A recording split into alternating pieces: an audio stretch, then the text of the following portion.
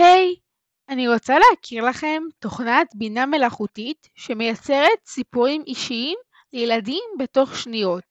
לתוכנה קוראים Bedtime Story. פה שנגלגל למטה ניתן להגיע לספרייה שיש בה יותר מ-35,000 סיפורים.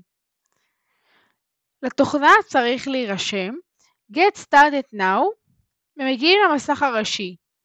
יש פה קבוצות של סיפורים שמחולקות לפי נושאים. לפי סוג הסיפור, הרפתקאות, נראה לכם דוגמה של סיפור.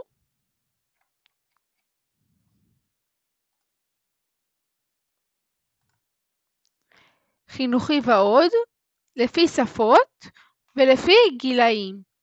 בואו ליצור סיפור. נלך לסטוריז, נבחר Create a Story ונרשום את תיאור הסיפור.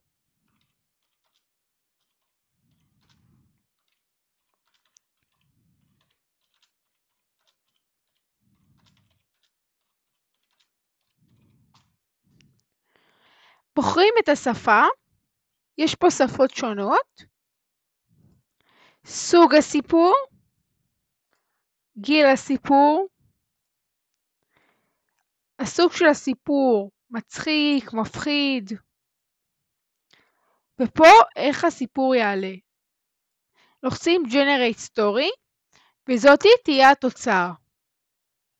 זה הסיפור. אם אהבתם את הסרטון, הירשמו לערוץ, סמנו לייק ותנו תגובה.